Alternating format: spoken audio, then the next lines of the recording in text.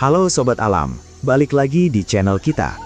Kalau dengar kata Bali, pasti yang kebayang langsung Pantai Kuta, nasi jinggo, atau pura yang megah.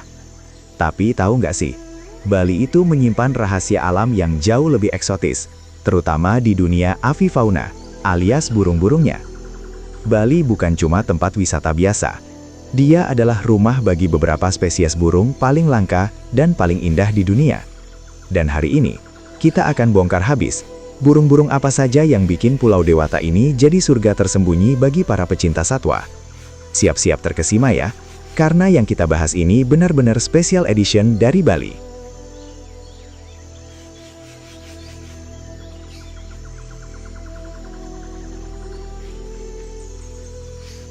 Kenapa sih Bali bisa jadi habitat burung eksotis?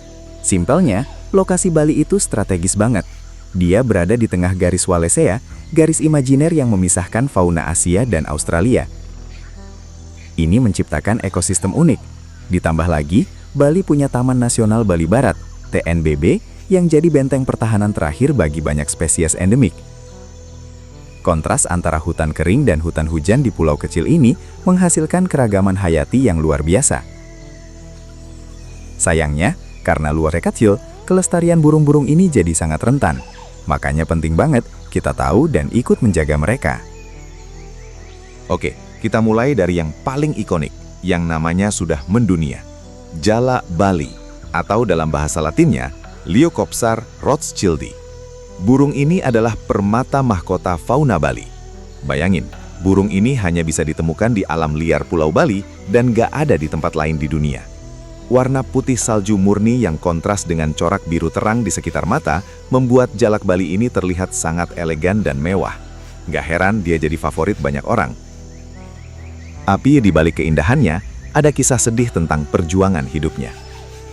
Status jalak Bali saat ini itu kritis atau critically endangered. Ini artinya mereka selangkah lagi menuju kepunahan di alam liar. Pada tahun 1990-an, populasi mereka di alam bebas sempat menyentuh angka yang mengerikan, tinggal belasan ekor saja.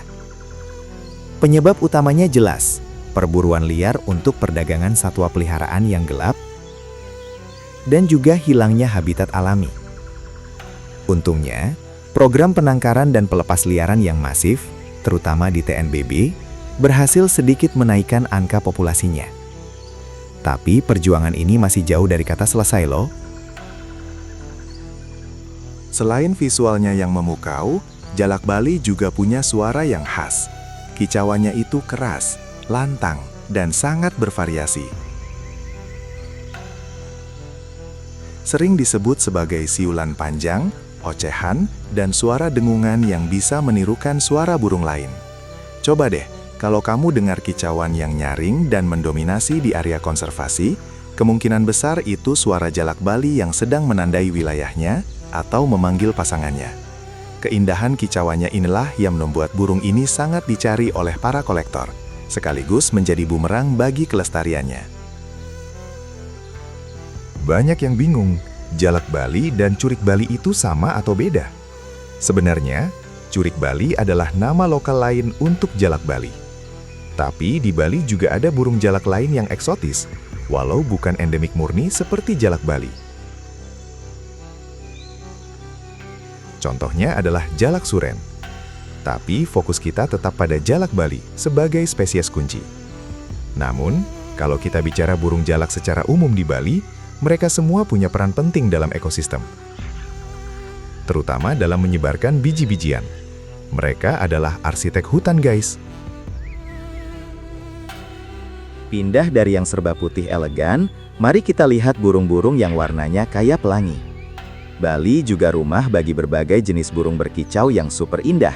Salah satunya adalah jenis tiong emas atau cucak ijo.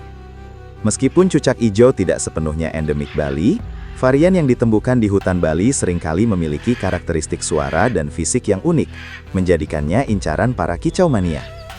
Mereka inilah yang memberikan palet warna cerah di antara dedaunan hijau. Mencari mereka di hutan, bagaikan mencari harta karun tersembunyi. Dulu, ada perdebatan tentang gelatik Jawa pada Oryzivora. Meskipun namanya gelatik Jawa, Populasinya juga cukup signifikan dan populer di Bali. Burung kecil ini punya warna abu-abu elegan, kepala hitam, dan pipi putih yang kontras. Sayangnya, gelatik Jawa sekarang juga masuk kategori terancam punah di alam liar.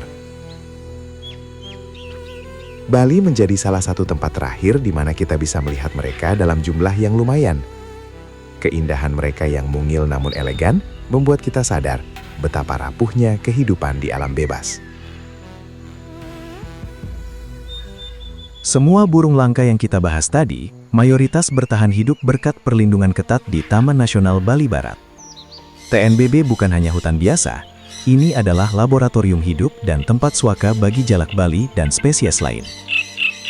Luasnya TNBB mencakup daratan dan perairan, menyediakan semua yang dibutuhkan burung-burung ini, mulai dari sumber makanan hingga tempat bersarang yang aman. Tanpa TNBB, mungkin jalak Bali sudah punah dari muka bumi. Jadi, TNBB ini benar-benar pahlawan tanpa tanda jasa. Kita harus paham bahwa mengambil satu ekor burung jalak Bali dari alam liar bisa merusak keseluruhan program konservasi yang sudah berjalan bertahun-tahun. Itu bukan sekedar mencuri burung, tapi merampas masa depan spesies tersebut. Untungnya, banyak lembaga konservasi dan penangkaran resmi, baik milik pemerintah maupun swasta, yang bekerja keras. Mereka menangkarkan burung-burung ini secara legal, memastikan keanekaragaman genetik terjaga. Hasil dari penangkaran ini kemudian dilepas liarkan ke habitat aslinya. Proses pelepasliaran ini bukan cuma sekadar melepaskan burung, tapi ada tahapan panjang, mulai dari adaptasi, monitoring, sampai memastikan burung tersebut bisa mandiri dan berkembang biak. Ini adalah investasi jangka panjang demi kelestarian. Selain burung ikonik, Bali juga punya kekayaan suara dari berbagai jenis burung kicau lainnya. Ada jenis murai batu yang terkenal dengan suaranya yang variatif dan indah, meskipun populasi di Bali tidak sebanyak di Sumatera atau Kalimantan. Bayangkan saja, berjalan di hutan Bali Barat saat pagi hari, kamu akan disambut oleh paduan suara alam yang tiada duanya.